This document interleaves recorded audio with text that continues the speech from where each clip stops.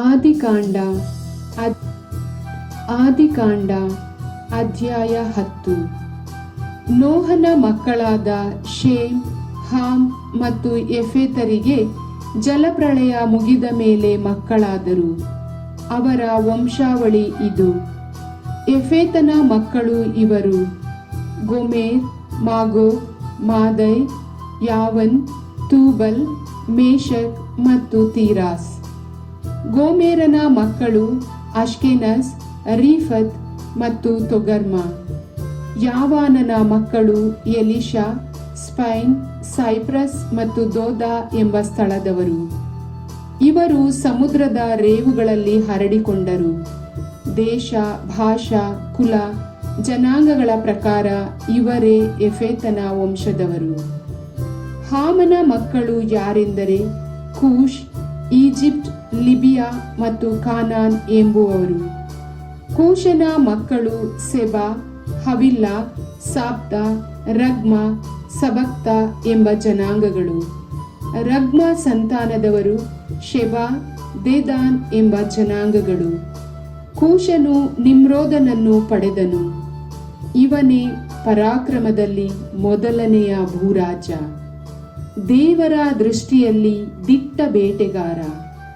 ಪ್ರಭು ನಿನ್ನನ್ನು ನಿಮ್ರೋದನಂತ ದಿಟ್ಟ ಬೇಟೆಗಾರನಾಗಿಸಲಿ ಎಂಬ ನಾಣ್ಣುಡಿ ಇಂದಿಗೂ ಇದೆ.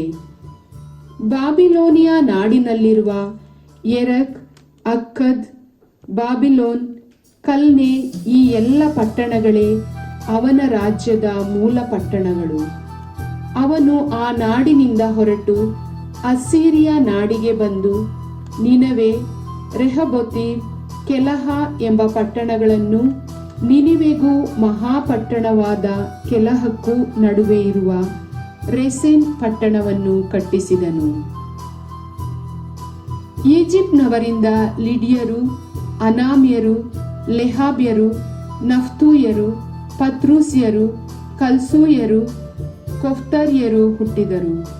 ಕಲ್ಸೂಯರಿಂದ ಬಂದವರು ಫಿಲಿಸ್ಟಿಯರು. ಕಾನಾನ್ ವಂಶದಲ್ಲಿ ಮೊದಲು ಹುಟ್ಟಿದವನು ಸೀದೋನ್. ಆಮೇಲೆ ಹೇತ್ ಹುಟ್ಟಿದನು. ಇದಲ್ಲದೆ ಯೆಬೂಸಿಯರು, ಆಮೋರಿಯರು, ಗಿರ್ಗಾಷಿಯರು, ಹಿವ್ವಿಯರು, ಅರ್ಕೀಯರು, ಸೀನಿಯರು, ಅರ್ವಾದಿಯರು, ಚೆಮಾರಿಯರು, ಹಾಮಾತಿಯರು ಕಾನಾನನಿಂದ ಹುಟ್ಟಿದರು.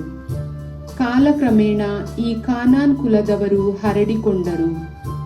ಕಾನಾನ್ಯರ ನಾಡು ಸೀದೋನ್ ಪಟ್ಟಣದಿಂದ ಗೆರಾರಿಗೆ ಹೋಗುವ ದಾರಿಯಲ್ಲಿ ಇರುವ ಗಾಜಾ ಪಟ್ಟಣದವರೆಗೂ ಮತ್ತು ಸೊದೋಮ್, ಗೊಮೋರ, ಆದ್ಮ, ಚೆಬೋಯಿಮ್ ಎಂಬ ಪಟ್ಟಣಗಳಿಗೆ ಹೋಗುವ ದಾರಿಯಲ್ಲಿದ್ದ ಲೆಷಾ ಊರಿನವರೆಗೂ ಹಬ್ಬಿತ್ತು. ಕುಲ, ಭಾಷಾ, ದೇಶ, ಜನಾಂಗಗಳ ಪ್ರಕಾರ ಇವರೇ ಹಾಮನ ವಂಶದವರು.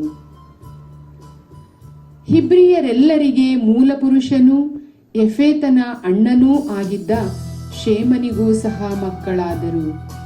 ಶೇಮನ ಮಕ್ಕಳು ಇವರು: ಎಲಾಮ್, ಅಶೂರ್, ಅಫರ್ಕ್ಷದ್, ಲೂದ್ ಮತ್ತು ಆರಾಮ್. ಆರಾಮ್ ಸಂತಾನದವರು ಲೂಸ್, ಹೂಲ್, ಗೆತೆರ್ ಮತ್ತು ಮಶ್. ಅಫರ್ಕ್ಷದನಿಂದ ಶೆಹಲ್ಯನು, ಶೆಹಲನಿಂದ ಎಬರನು ಹುಟ್ಟಿದರು. ಎಬರನಿಗೆ ಇಬ್ಬರು ಮಕ್ಕಳು. ಒಬ್ಬನಿಗೆ ಪೆಲೆಗನೆಂಬ ಹೆಸರು. ಇವನ ಕಾಲದಲ್ಲಿಯೇ ಭೋಜನದ ವಿಭಜನೆ ಆದುದು. ಅವನ ತಮ್ಮನ ಹೆಸರು ಯೊಕ್ತಾನ್. ಯೊಕ್ತಾನನ ಮಕ್ಕಳು ಇವರು: ಆಲ್ಮೋದಾದ್, ಶೆಲೀಫ್, ಅಜರ್ಮಾವೇತ್, ಎರೆಹ, ಹದೋರಾಮ್, ಉಜಾಲ್, ದೀಕ್ಲಾ, ಓಬಾಲ್, ಅಬಿಯಯೇಲ್, ಶೆಬಾ, ಓಫೀರ್, ಹವಿಲಾ, ಯೋಬಾಬ್ ಎಂಬ ಸ್ಥಳದವರು. ಈ ಕುಲಗಳೆಲ್ಲ ಯೊಕ್ತಾನನಿಂದ ಹುಟ್ಟಿದವು. ಇವರ ನಿವಾಸವು ಮೇಷಾ ನಾಡು ಮೊದಲ್ಗೊಂಡು ಪೂರ್ವಕ್ಕಿರುವ ಸೆಫಾರ್ ಎಂಬ ಬೆಟ್ಟದವರೆಗೂ ಹರಡಿತ್ತು.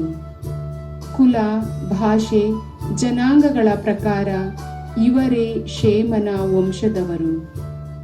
ಸಂತತಿ ಜನಾಂಗಗಳ ಪ್ರಕಾರ ಇವರೇ ನೋಹನ ವಂಶದವರು.